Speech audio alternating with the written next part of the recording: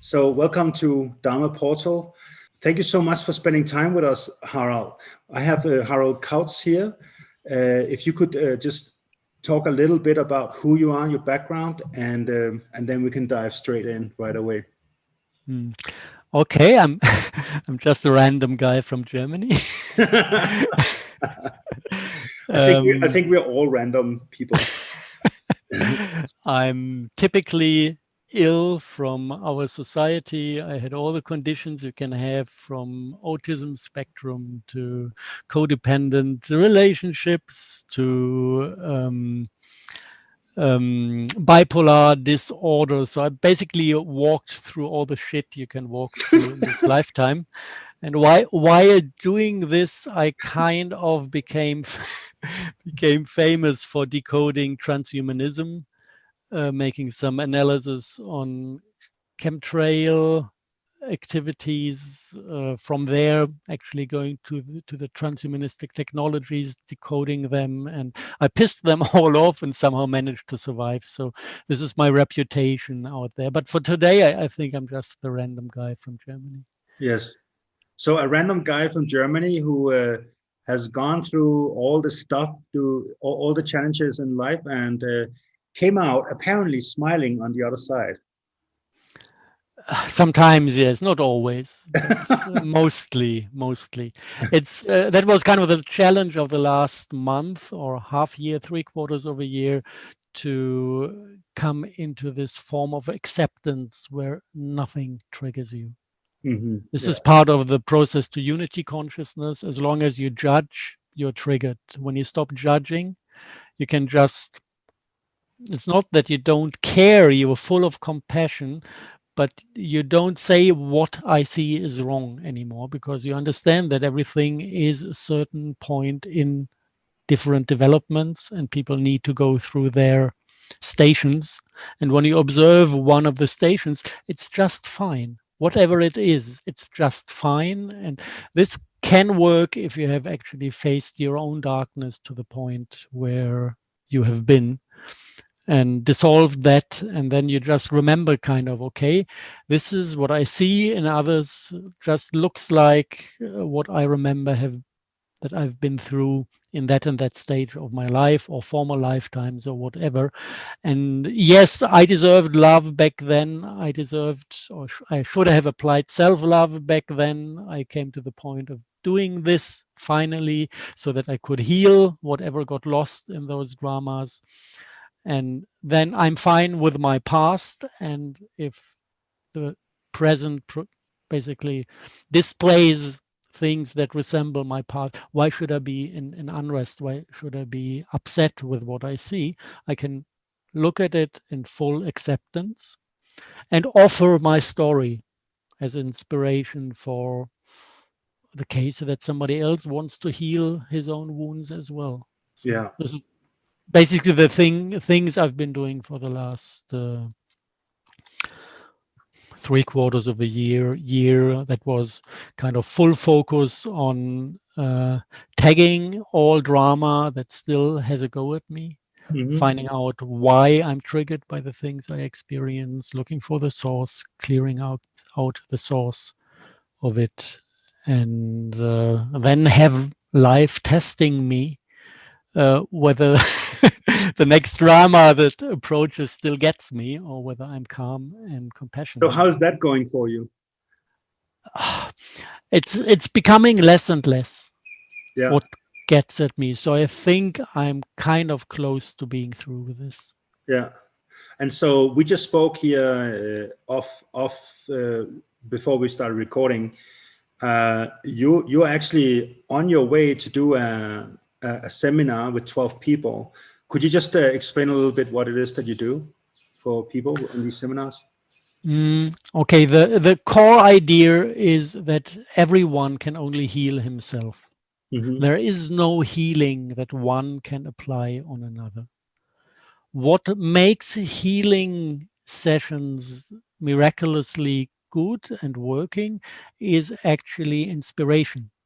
If the healer has solved an issue, he carries the blueprint for the solution in him. And if he's open about it and the client is open about receiving this blueprint and has the will to walk himself through it, then healings did work also with this old-fashioned approach of this is the healer, this is the patient. But the core, I think, always was this inspiration and the will of the patient to go through. All the rest is just trying to get rid of symptoms, which is a vicious cycle, because then you come back with the same shit or with worse shit if you don't solve it.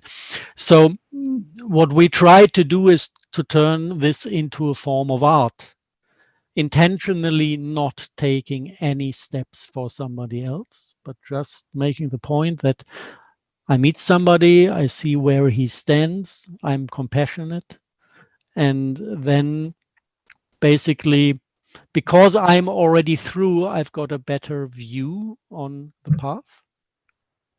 So I can kind of sense what step will be the next one, whether it's dissolving a trauma, going through some emotions, expressing something, overcoming fears, whatever. I can feel what's coming next. Apart from these healing processes being very stereotype in any case. So it's almost always the same pattern or similar patterns to go through. So you can gather some experience and then just guide people through. Like saying things like, there's the entry. And because I can see the entry and I speak, the signature of the entrance is in my voice. And then for the other one, it's easy to go exactly into the space of his consciousness, where the entry into whatever is. How do you see this entry? You see it before? I feel it. I feel it. You feel it? It's as if a copy of my client is in me. Okay. And because I know my own emotions, I know my own feelings, I know who I am and who I am not. Yeah. It's very easy to say, if I feel something in me, oh, this must be him. And it's getting kind of complicated. If it's with 12 people in one room, you need to have them all on your radar. Yeah. Because you need to also understand the group dynamics. And if somebody interferes with the healing processes, you need to really understand where the things go to. If somebody absorbs anger because he can't feel his own, and suddenly the anger is gone from the process, and we get stuck with the process because an essential part that need to be experienced is not available because somebody stole it, I need to also sense where the anger went. So I need to have all the people in the room on my radar, and then I feel all of them in me, and then it goes by signatures. I need to know the signature of everyone in the room so that I can say, the anger I can feel with him. Okay, it's over there.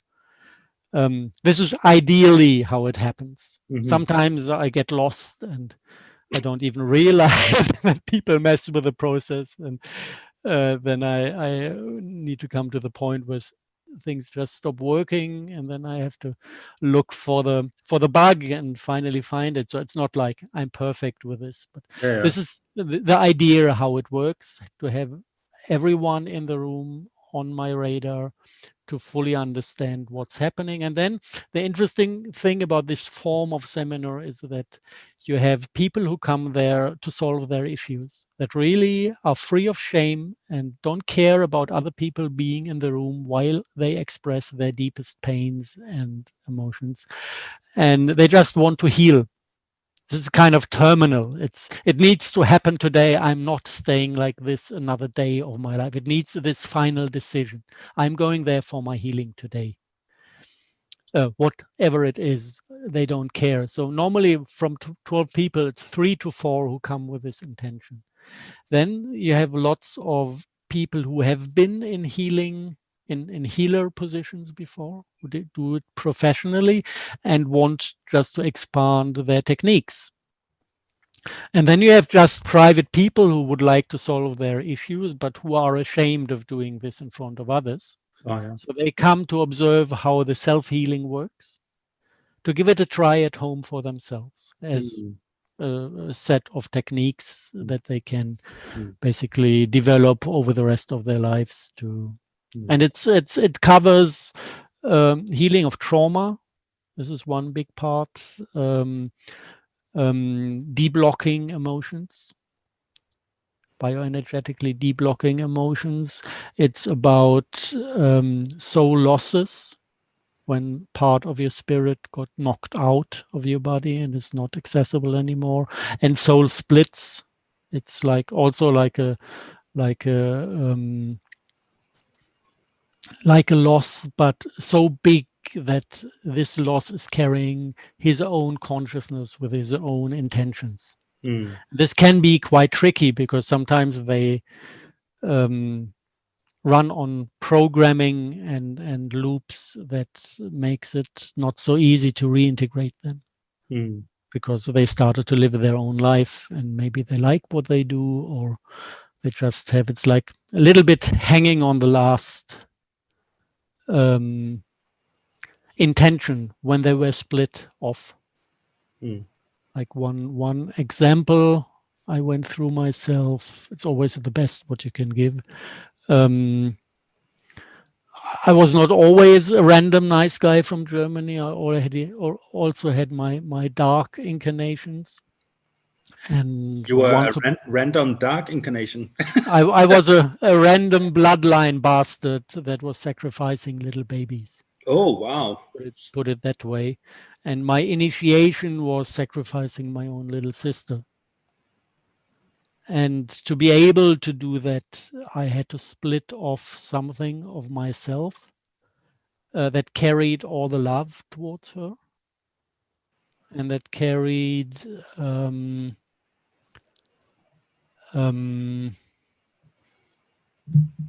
actually the idea to protect her, because I loved her as my sister.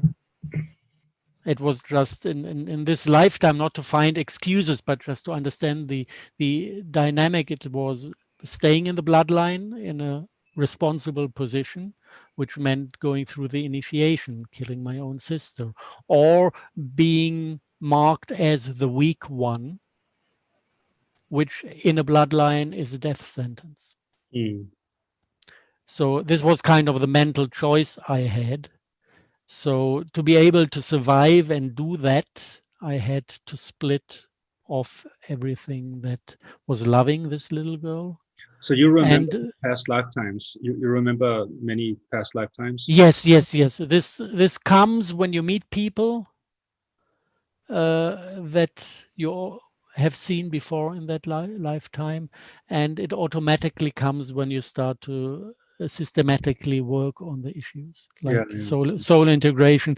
It's like normally these kinds of work in 90% of the cases, the reason, the cause of things is in this lifetime.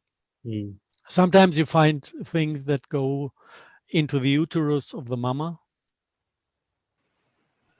So it's prenatal issues, like I remember one patient, she couldn't eat anything else except of potatoes and junk food. No salads, no vegetables, everything that was green, she couldn't get it down, and she was suffering a lot because nobody could find the reason. And then it turned out that her mother was pregnant with her when Chernobyl exploded, and she was absolutely paranoid about eating radioactively polluted stuff from the fields. So everything that was green frightened her, the mother. And the baby in the womb collected that fear and got stuck on it. Yeah.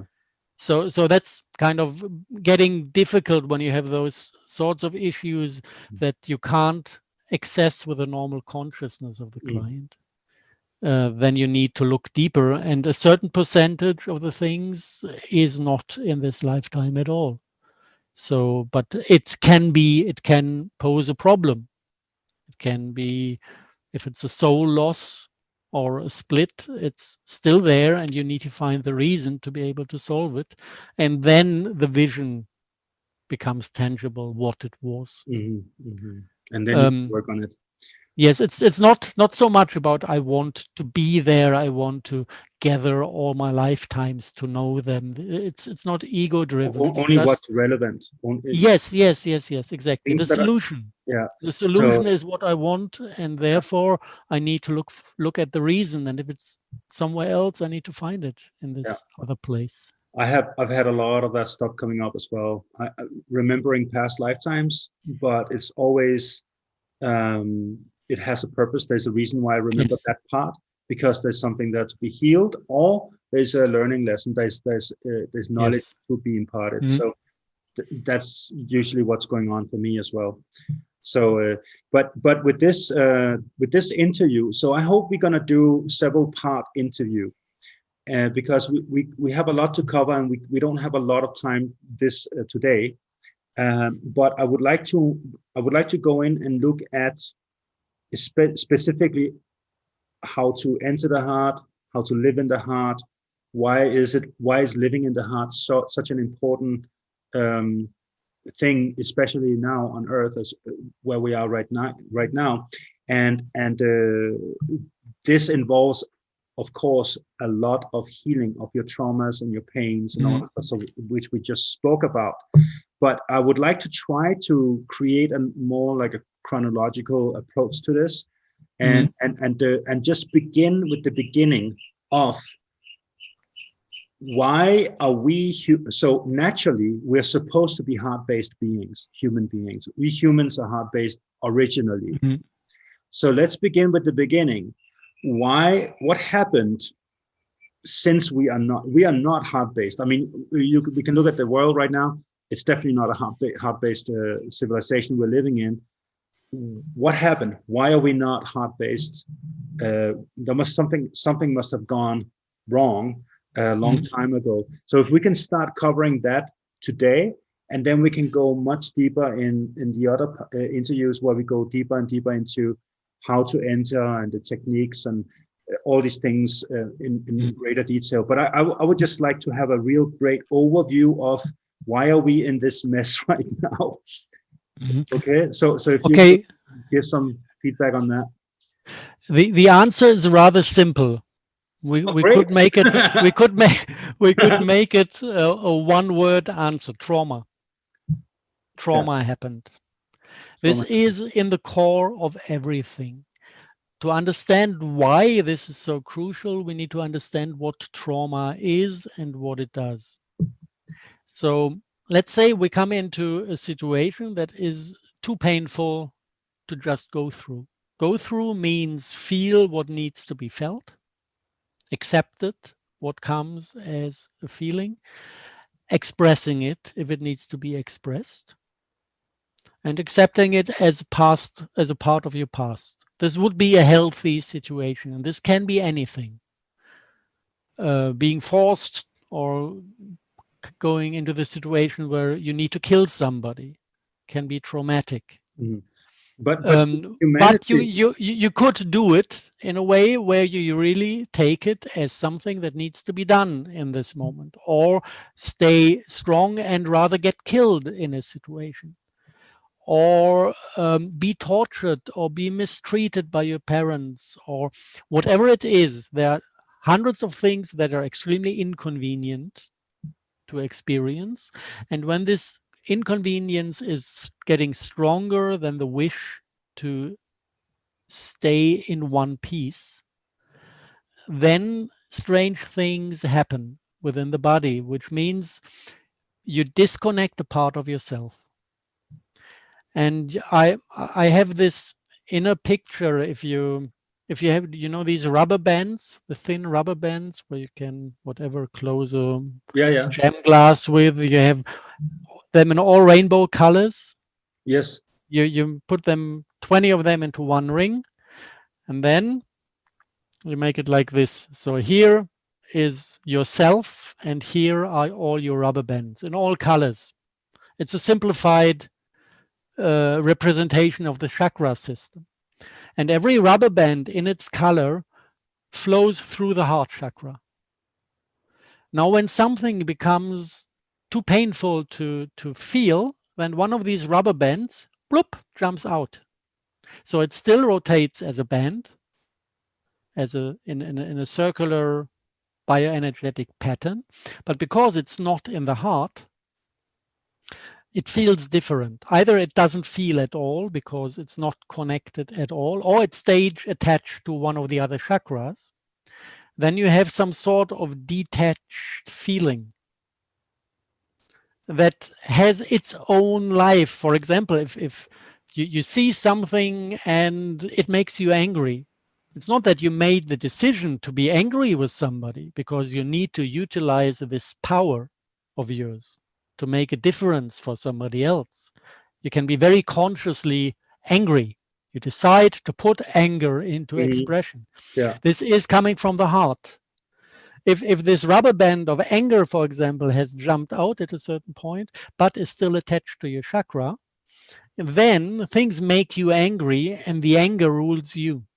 Because it's rotating somewhere in the body and it is pushing your biochemistry, but you cannot control it. So it's these bioenergetic, they look like a machine with all these wires and strings and wheels turning and doing things. And as long as everything is heart-based, the heart is in control of everything.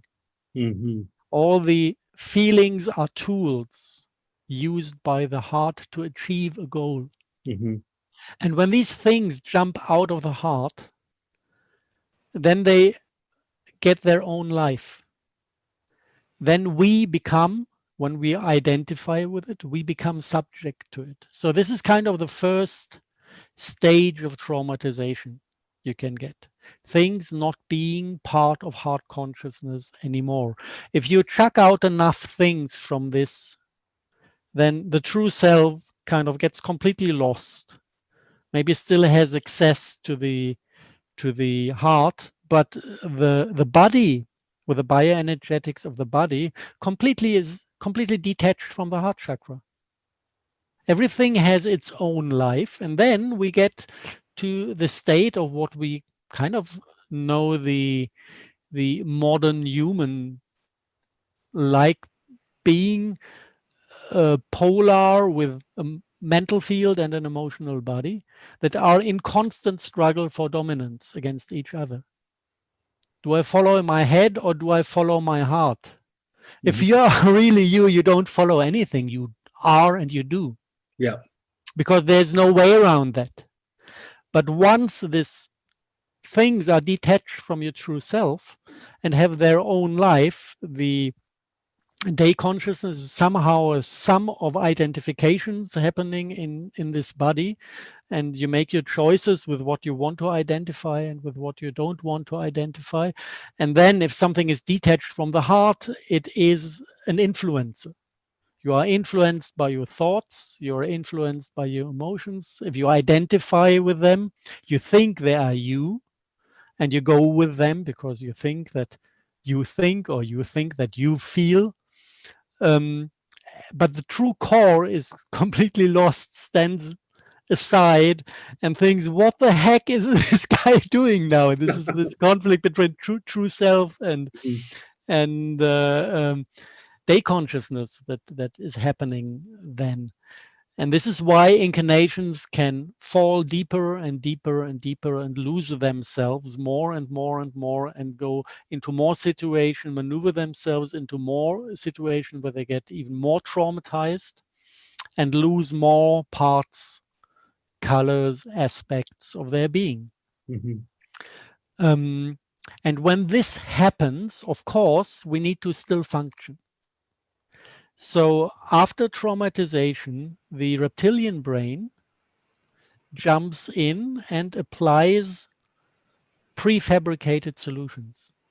I say prefabricated because the blueprints of those solutions somehow seem to be embedded in the collective like an instinct. It's a set of instinct behaviors that are common to mankind. And if there's no heart left to make a decision, a conscious decision on something else happens, like for example, my parents are really nasty, narcissistic bastards, and they punish me whenever I tell the truth, because they can't stand my truth, because it somehow reflects their nastiness. Then I learn to hide my truth and lie to survive as a child. And this is okay. Children need to survive. Children need to make decisions that they can, as a being, grow up and survive their toxic environment. And then, for example, you get this reflex of the reptilian brain that says, if I lie, if I pretend to think and feel exactly the thing my parents expect from me to think and feel, they don't harm me. And this is kind of a learning process. You start to lie, you start to express yourself in a way that is not truthful, that is a false self, but makes you survive. And once this is successful, it's like learning to ride a bicycle. This reflex of the reptilian brain is manifesting itself in the bioenergetic in form of a personality. And a personality is always like a bioenergetic strand that is based on the trauma, on the original pain that was driving us out of our truthfulness. This is the root of the personality. And then it goes up to the reptilian brain, and there's these neuralgic points on the head known as access bars. And the personalities basically jump out of one or more of these access bars, go into the mental field, and control the action from there. This is what's happening. And normally every human has a set of 3, 4, 5 personalities that have established themselves as an answer to a toxic environment. They are self-conscious. They exactly know what they need to do to defend themselves, also against healing attempts from the core human. So it needs a hard decision to remove a personality and dissolve it. With this, to heal the trauma, to be able to come back to the truthful original expression of the core human. So what we observe actually today is like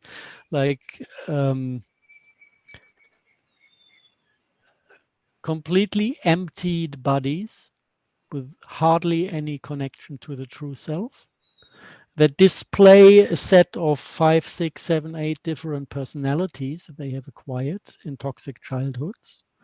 And these personalities are triggered into action by toxic behavior in the environment. And because there are so many personalities around, they have their codependent behaviors, so they perfectly fit to each other, so that they trigger each other and keep themselves in place.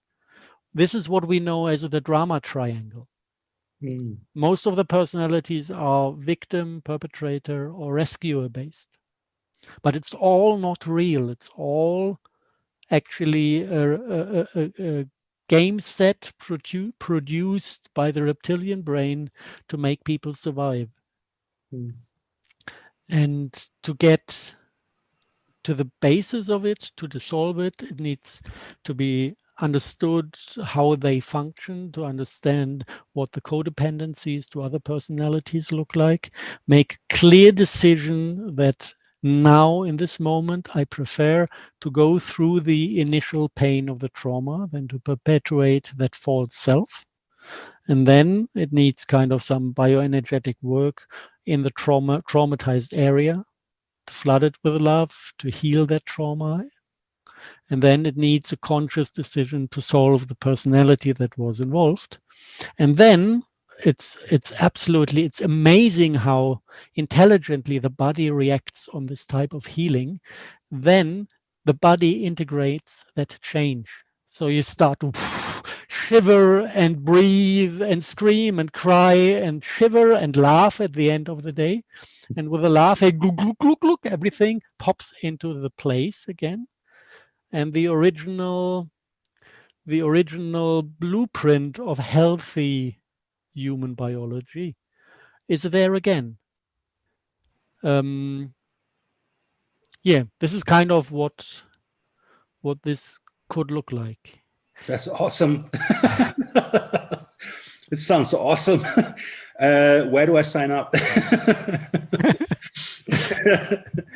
So I mean, so basically the global conscious field, like humanity as on a planetary scale, we basically we as a collective we traumatized ourselves?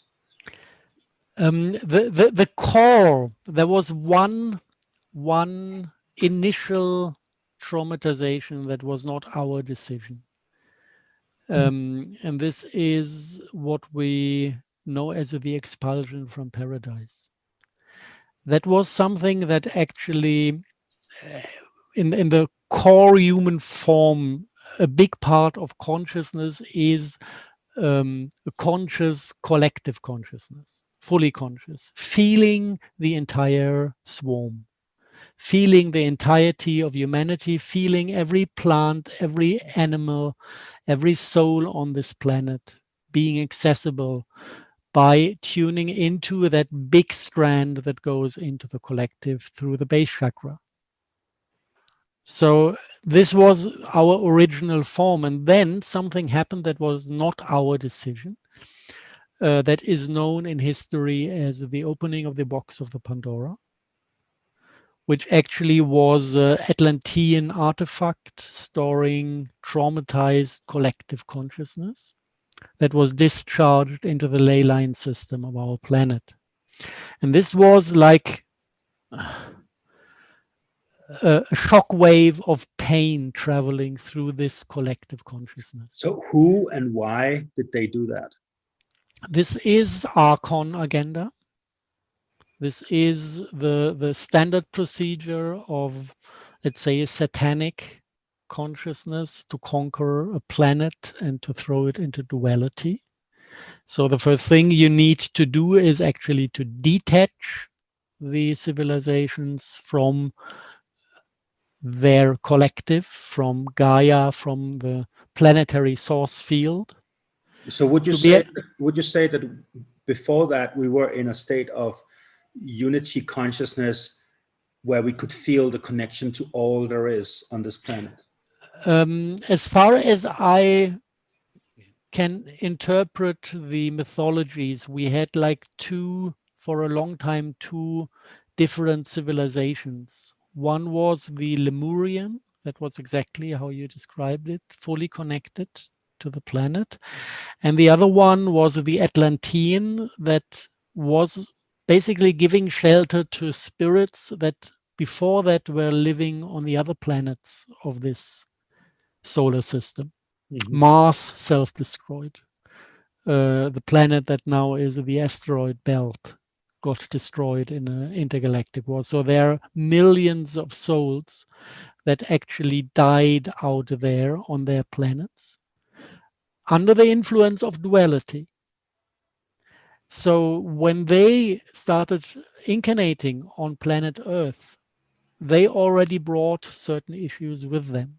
They had the trauma already, yeah. Contracts with archons that go over many, many, many incarnations were their communication with archons. So basically with those refugees, we had an import of spirits that already were infested with satanic consciousness. Oh man, why did we do that? And with the Atlantean, because we were loving entities, we were loving beings. With the Atlantean culture, basically they tricked us into opening that big portal to bring in the alien black goo, the satanic black goo, as a carrier of the real satanic collective consciousness, and bringing in some of the artifacts known as arcs, Star of Destiny that went then to the big pyramid in Gizeh, and this combination of shaped crystals and black goo actually have the ability to build up a completely artificial holographic planetary field to spread a secondary collective consciousness around a planet, what we know as all those pyramids worldwide. These are actually the buildings that established that secondary field by containing the capstone made out of black goo and the crystal in what in Gizeh is the king's chamber. And together with the symmetry of the building you get kind of a quantum computer that radiates that consciousness field.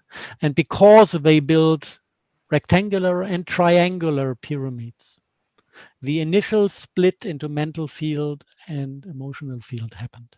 Because all the emotional fields are trinary in symmetry, and the mental fields are binary in symmetry. Mm-hmm. So they already brought that traumatized consciousness in the split form, in triangular and rectangular pyramids, to set the basic blueprint of this split mind and emotional body. So now I feel bad about, I built pyramids and put them in my garden because I thought it was very beneficial, like it's a good energy. So it's concentrated energy, but when it comes to consciousness field, it can only contain mental fields. oh wow, Cannot contain emotional ones. interesting. So I'm gonna take down my pyramids. Build some that have a 12 symmetry, like the heart chakra. It would be a very interesting effect to see what happens if you build a pyramid that reintegrates the mental and the emotional. It should strengthen heart consciousness. 12-sided pyramid. 12-sided, yes. Yeah. Yeah. Okay, that'll be my next project. Interesting. Okay. Well, you know, I actually heard a different version of this from Drunvalo Melchizedek. He talks about that all these spiritual sciences, like where we use devices and things like structures and all these crystals and all that stuff. He said all that is like it's an artificial way of trying to create a spiritual paradigm. Where the true spiritual paradigm is truly, it's organic and it's from the heart and it's natural. Yes. It doesn't follow any. There's not these structures. It's a fluid intelligence, organic intelligence, and so yeah, I can see how this is resonating with me, what you just said. The natural thing is working with the singularities in the DNA and this big singularity in the heart chakra, this shining point, the surgery, when somebody is having a heart surgery, the doctors see a tiny little shining point they're not allowed to touch. And this spark in the heart, this spark is actually the singularity that creates our unique self-perspective. And they're not allowed to touch it because it instantly kills the patient. So if they touch this little point in the heart, the person is dead right away. On the spot. Because this is the entryway of the soul, right? This is the projector of this dream, this reality. So this is where all creation is coming from, which is like singularity. Yes, it's like crashing the lens of a cinema projector. So I guess there's no pyramids in there. No. No, but the concept is very similar because a pyramid is accumulating scalar potential, like a singularity does as well. It's all like when you visualize the reality in 4D and you add like the total scalar potential as a value to every point. Then you see the patterns that actually create the beauty of nature, that create the blueprints of life forms, you know, all these fractal order in nature and things. And it's all organizing around heightened scalar potential. So our heart chakra is kind of the big singularity with the highest scalar potential we have inside of us. Every single DNA is actually having its own singularity inside. Positions that are on the material plane occupied by M-state matter that already is half out of this reality.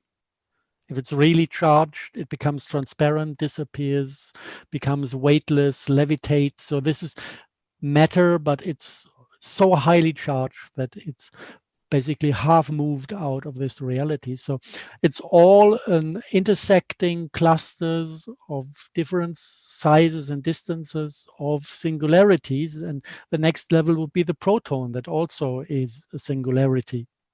So this is how the universe is built, like all sorts of scales, and every scale has its own core singularity.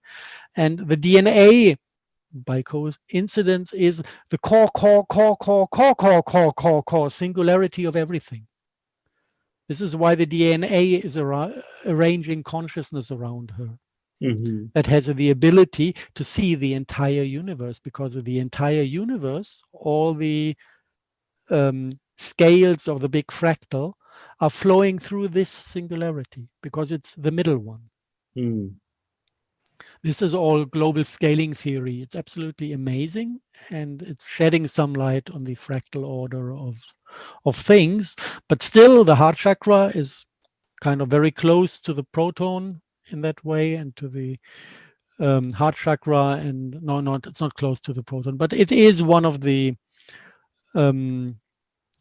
core field around the DNA, what is giving the place for consciousness to be, or the other way around, the consciousness is creating exactly this space to express itself as a material plane. This is kind of the more correct vision of it. But of course, we experience the matter as primary, which is a delusion, but this is how we live. So would you call this plane of so-called reality, would you use words to describe this as a holographic universe, or a simulation? Would you call it that, or what, or just a dream? Or how would you describe how we perceive this reality? It's a collective dream. This is Collective kind of dream. coming closest to it, and because it's shared by so many individuals, it is highly precise in its expression. Highly precise. Yes. In a dream, like if I decide that the girl should have brown hairs and green eyes instead of blue and blonde, it can instantly happen. If you have 20,000 other people around who see the same girl, she can't change in an instant, because their observations count as well. So this is the basic principle to create a shared reality, that you need to agree on certain things to be what they are, but as a collective. So there's a collective dream. It can be changed still. We can change as a collective the laws of physics and come to the point where suddenly we do have free energy, although till then, by a collective decision, it was forbidden to violate and mess around with the energy preservation. So yes, we still have some degrees of freedom, but in a shared dreams, of course, every single position must be respected and agreed on as being true. So I heard you talk about, as a collective dream, we are merging into the crossroads of two timelines.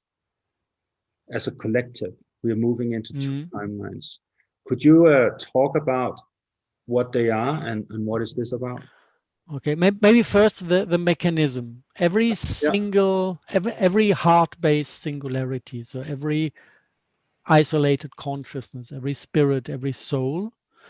Of course, we have this material plane we are incarnated in, but what we also have is the astral realm, which is a perception of reality that is not so focused on the here and the now, because it's more based on scalar fields than on transversal fields. So you have more aspects that are non-local, and also it's not bound so much into the now experience, because this is something very physical. And when your spirit basically moves into space, it also moves into time. So you can look into the past, into the future. This is what clairvoyance is about, actually being able to access your own astral realm in that way that you can see into the future. And in the astral realm, we experience things not because it's a shared realm between different entities, but because it is our realm that displays who we are in this moment. So if I am as a being completely lost in duality, completely torn apart between good and evil, I will be in my astral realm surrounded by archons that represent this evil force to pull me under their influence.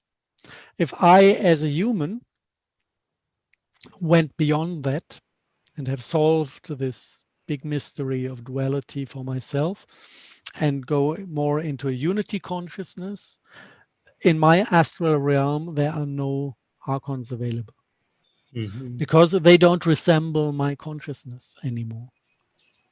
So this is just now the first step from me to my astral. And then, of course, astral realms can be also experienced as a shared experience between different humans. If they are basically on the same wavelength, if I have two shamans that treat the same patient, they will see his entities. They will see what's happening over there. They will have similar visions in the astral, not identical because they are different entities, but they will have a common denominator in between them. But only to a certain degree. If people become too different, their astral realms will not have common denominators anymore. So this is the basic setup. Now, maybe it's possible to compare it to what they do in CERN when they do time travel and open portals to other planets. It's like they need a field that is... They do that in CERN? Yes, yes. Okay. It's all published. It's not even hidden science. It's all in scientific papers that are public domain. I didn't get that memo. No, they don't send it around. You need to know that it's there to access it. Okay. So what they do is they basically know exactly the basic frequencies of the place they want to go to, which is scalar potential, then and space energy density of the space and certain frequency patterns. So they set a space onto the dial-in code of the place where they want to go, and then they send a shock wave through it, a scalar potential shock wave, and this shock wave kind of detaches everything inside the field from the now and here, and when after it's detached, it rematerializes in the place that resembles the conditions they have artificially set for that space. Crazy. This is how it works in CERN, and the first expeditions got lost and never came back. But I heard that they were quite successful in doing this. So we have humans on another planet somewhere, totally lost. In our past, yes, I remember there was a Humvee found in Spain, in the Atlantic Ocean. And one of the kings of Spain basically had this Humvee pulled out of the water and wondered where the horses were attached to this. Oh, wow. Thing. Good luck finding gasoline. This is all reported by history. So yes, they did find those expeditions, some of them at least. But it's not important now. What is important is that this is exactly what happens in the event to come, when every single soul on this planet, by being himself, carries a signature of a future he will share with others. If I'm in unity consciousness and I'm non-judgmental and I'm just a source and conductor of divine love pulled out of my inner heart chakra, spread into the world, recollected, and this big vortex is running, and I have a high scalar potential because of all the love flowing through my system. This is then basically my signature. And when the sun decides to fire that one big shot, that shock wave by a solar eruption, it's exactly the same process described happening in CERN. Then we as singularities, as spirits, as beings are kicked out of our reality, and we rematerialize in a reality that actually looks like or feels like or is on the energetic signature and level of what we are as a being. Okay, well, So that's really good news and bad news at the same time, because you better take responsibility of the frequency vibration that you are emitting. it's the only way that counts. Yeah. And automatically we take responsibility but it's self-responsibility, because it only brings us to a certain place. Yeah. So the solar flash happens. You're sitting in total egocentric consciousness and dark thoughts and all that stuff, and bad negative agendas. You're gonna manifest yourself. You're gonna re-emerge into a reality that is the frequency vibration blueprint of that state. Exactly. I hope you guys are listening and paying attention right now. Yeah. this is what is called a reality check. The tricky thing about this, it's about the dramas and topics and issues we entangle with. Somebody who is 24/7 on the street shouting, "No more war, no more war, no more war, no more war," he will definitely pop out on the other end in a universe that is an eternal war. Yeah. Because of the quality he focused on. Yeah. War. The signature was war. Yeah. And if he made the decision to spend all his time fighting against war, how can he end up in a universe that has no war? Exactly. He would be completely lost and in the wrong space. So it's not injustice happening. It's exactly, we now decide with what we want to spend our time. If we want to spend our time being loving and compassionate and non-judgmental, then we might as well emerge into a universe where there's nothing to judge anymore, because everything is beautiful and peaceful and everybody is at the same spot of being completely self-healed and in inner peace. And then those people can decide on what next. What shall we do next? Do we want just to be creative and play around with the material plane as creator beings? Or do we want to make our plans to reincarnate into lower densities to be helpful for others, or whatever? Then our choices are free at that point. But this core thing, what you fight most stays longest, is quite an issue here. So how do you feel about spending decades talking about negative, bad things that are happening on Earth, and like trying to inform the public about all the satanic, dark, bad, really, really serious, like toxic, deep, black, the worst of the worst, like spending so much time researching it and then talking about it to people and spreading the word about that? Where does that fit in? I've been there. Yeah, I was trying to ask that question in a more, but I wanted to make it a direct personal question, but I was thinking maybe I'm a little too direct. So what do you think of that? Like, what's your take on that? I mean, in my mind, I'm thinking in one way, it's important to know what's going on, right? No, it's when I did that, a good portion of it, the professional term is fear mongering. You point out on injustice and dangers and ugly things, and everybody is kind of staring at you because you are the one with the important message.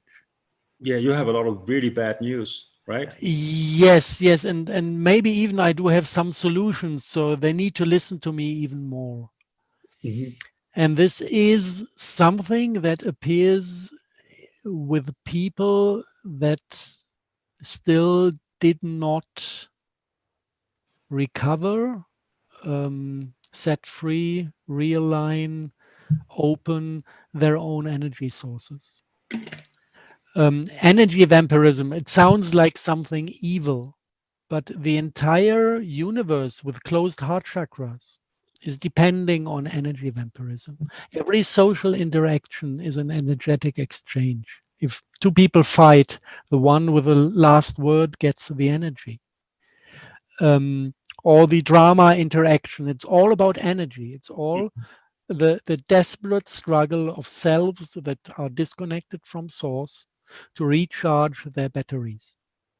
So this is nothing I can judge, but this fear mongering you're talking about is just one type of social interaction to collect some energy. Full stop. It does not touch the question, is it true or is it not true? It does not touch the question whether it's good to look at realities or better to blend them out. If you ask me this, I would always say it's better to look at realities, because whenever you can see it, it has to do something with you. The next question I can ask myself, am I going into war with reality, trying to change the material expression? And this is, again, a clear no. This is not the way. If I see something that touches me in a negative way, I ask myself, what does this have to do with me? If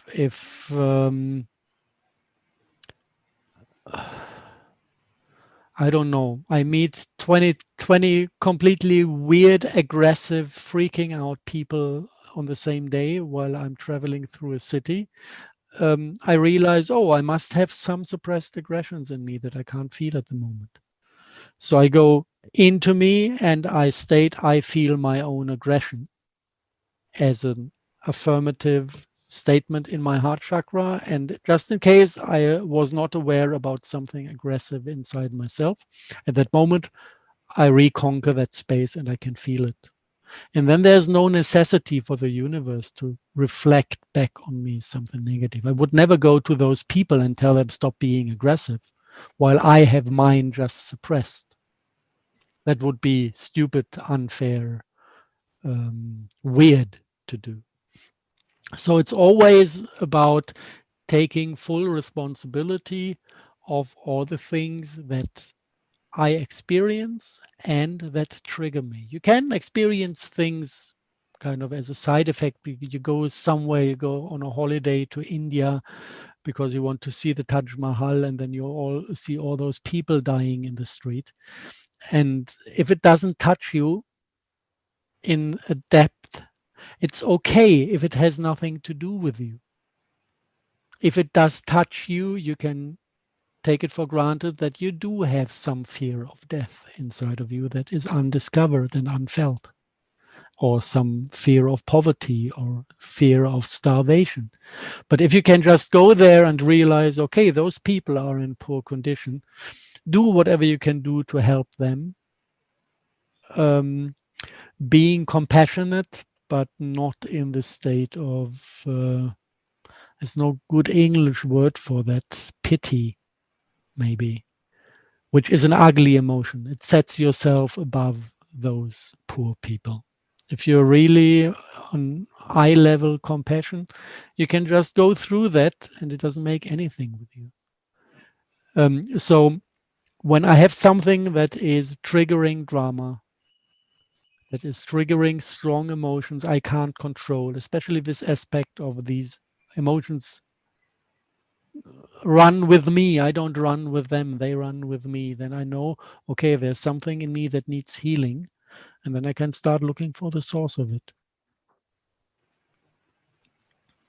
So if you could turn back the clock, like I guess you've been spending what, 10, 15, 20 years talking about transhumanism. I don't know how long time you've been spending on this. If you could turn back the clock, would you do the whole thing all over again, or would you spend more time talking about the heart, and the world we can create, another way of living, and how? I didn't know nothing about the heart back then. How was I supposed to talk about it? So everything is fine the way it is. Our journeys are beautiful and marvelous. Yeah, it is. And they take the steps they need to take. And me being the people called me the dark angel, especially people close to me were at a certain point repelled by this drive to explore the darkness. But I had a reason to explore it. Okay, so let me ask in a different way. We're gonna finish this interview now very soon because we are running out of time. But we're gonna hopefully do several other parts. So you and I, we're gonna be sharing our awareness around topics in the future. Would you prefer we talk about transhumanism, nanotechnology, what the Silicon Valley is doing, etc., or would you prefer we talk about heart-based living, how to get there, and what kind of world will that be if we living in our hearts, etc.? Where would you like to go in our conscious awareness? Definitely number two.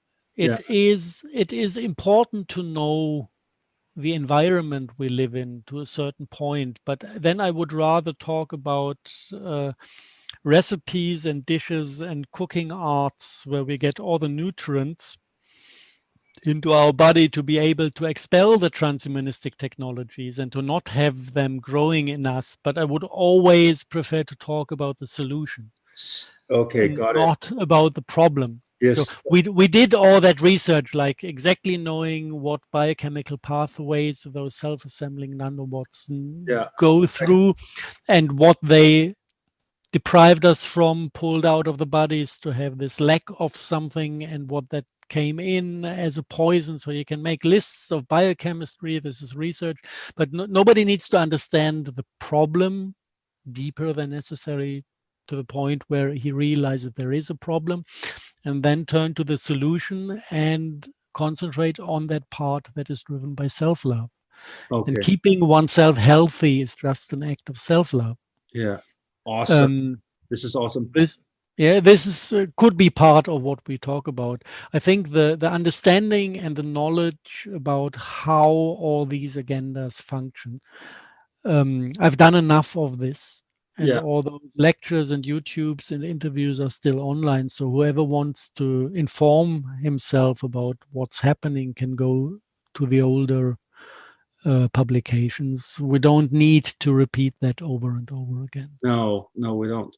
So if anybody wants to know how big this problem is on this planet right now, which is pretty big, you can go and look at the other YouTube videos with Harald Kautz, and he is going very, very deep in detail into all this, and I went through all of it. I saw all your interviews, and you really need to take it in small bites at a time, because otherwise you're going to end up super depressed.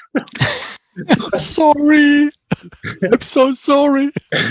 but here I want to make these recordings that we're going to send out now all about the solutions, and also I would love to try to describe what a heart-based society looks like, and what a heart-based living for a human being looks like. How is that experienced? How does that express itself? And so this is where I would like to put the focus on the coming videos. But I know you are having this workshop coming up now, and you have people coming, and you need to pay attention to them. So I don't want to take more of your time now. But I just want to end it here, because I know this is going to make people excited about part 2. So we will catch up again later. I don't know how many days you're going to be occupied with this, but as soon as you're available again, let's hook up again and pick up where we are ending here today. Next week. Next week. From Tuesday. I will be available again. Well, enjoy your workshop, and I hope massive releases and transformations are going to happen. Yes. It's always fun to work directly with people because it's more intense and a better resolution. Yeah. And it's basically the playground and research basis to come to understandings and insights that can be generalized. So I have quite a large email list, and I was thinking, you mentioned that you have never tried to do this as an online event, but if you want, we can try to make a test on that, and I can provide these 12 people easily. If you're interested, we could maybe do an online self-healing process through Zoom, if you're interested. So yes, good idea. I can't guarantee that it works, because but we can try. We can try. Keeping 12 people within me in one room, being with them, is hard enough. To have them spread all over the planet might be easier or even harder. I can't say it now, but we can try. We can give it a test run, or maybe we can do 6 people. And so anybody who is watching this now, who is interested in this, who has a genuine interest to take an honest, long look inside at what's going on inside of you, let me know. And we collect some people, and we will see how it goes. Okay, so thank you so much, Harald, for your time. I don't want to take more of your time, and I see you until next time. See you soon. Okay. Bye-bye.